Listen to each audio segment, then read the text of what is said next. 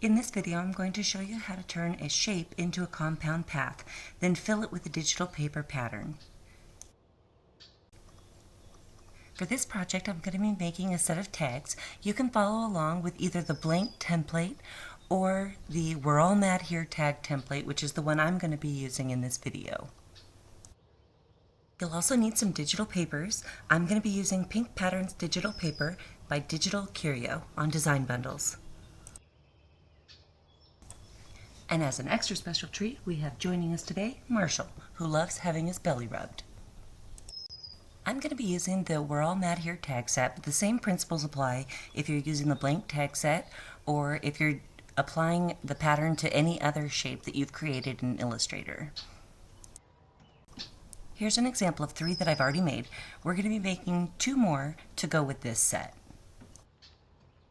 Begin by opening the blank SVG template of the tag set you'd like to decorate. Now right now these are all separate elements, but what we're going to do is we're going to select all the items that we'd like to turn into a compound path. Hold Shift while you use the mouse to select the tag outline and holes if there are any on the template that you're using. You don't want to select any of the text or the other doodles that are on the tags because we don't want to change the colors of those. We want those to stay black.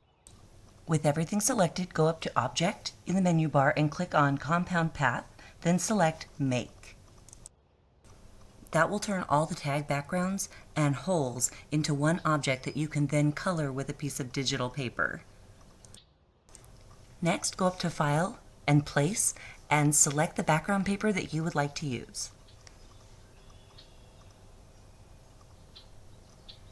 I really love this pink set by Digital Curio. There are so many different great designs to choose from.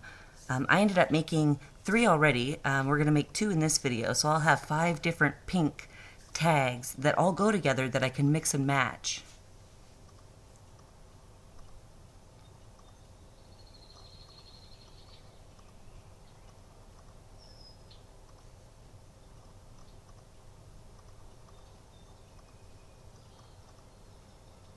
Place the paper onto the design and line it up so that it completely covers the tags.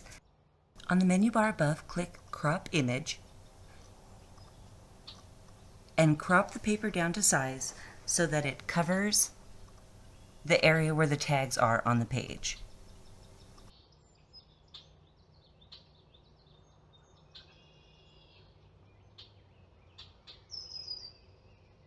With your digital paper selected, right-click on it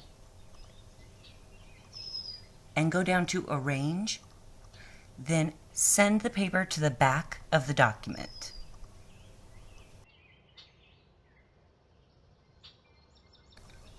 You will see your tags layered on top of the paper at this point.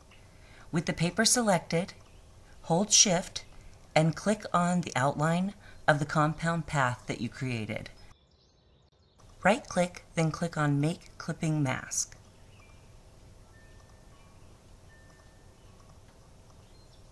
You can also do this under the Object menu, under Clipping Mask, then Make, but it's a lot quicker to just right-click and go down to Make Clipping Mask. Now you'll notice your tags look a little funny again. Just right-click on the digital paper and go down to Arrange and send them to the back again. And your tag design will be layered over the top of the background. Now you can see the edge of the tag here is kind of hard to see, so I like to add a thin gray border around mine so it's easier to cut out. To do this, just make sure you have your compound path selected, then go down to the Stroke Color option and double click on it, and you can add it any color that you want around the border. I like to use a light gray. The color code for that is 6D, 6D, 6D. Once you're all done with your tags, go up to File and click on Save As to preserve your original template and save your new tag set. I'm going to save mine as a PDF file so it's really easy to print and super user-friendly.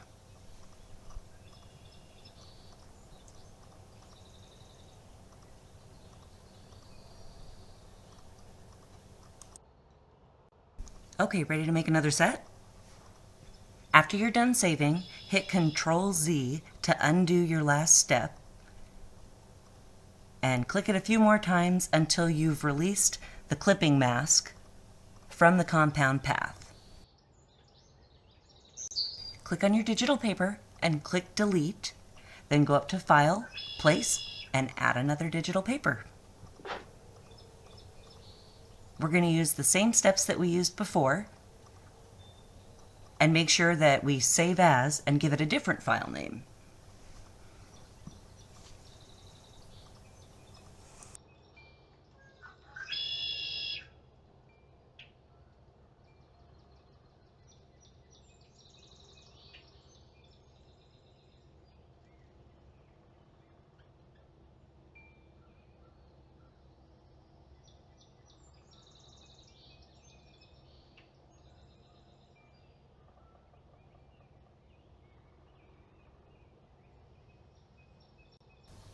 After you've cropped your digital paper, remember to right-click and send it to the back. Then hold Shift and select your compound path, right-click and go to Make Clipping Mask. Then send your digital paper to the back again.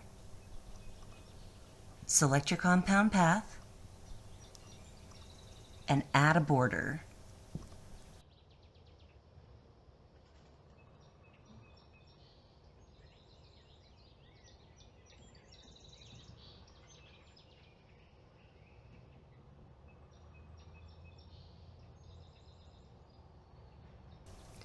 Now right now this tag set is still completely editable, but you may not want it to be so. So for this one, we're going to take it one step further and we're going to rasterize the image. Select your design and go up to Object, then click on Rasterize. What this is going to do is it's going to pixelate your image so it's no longer an editable clipping mask. Always select 300 ppi when rasterizing an image to give you the highest quality. Now you can choose to rasterize the entire tag or just the background. I've just done the background on these because I specifically wanted to leave the text layer as an SVG graphic that could be cut out and layered on separately. Once you're done, go up to File and Save As. You can also export these as a PNG file by going to File, Export, Export As, and then select PNG down under the Save As type and click on Use Artboards.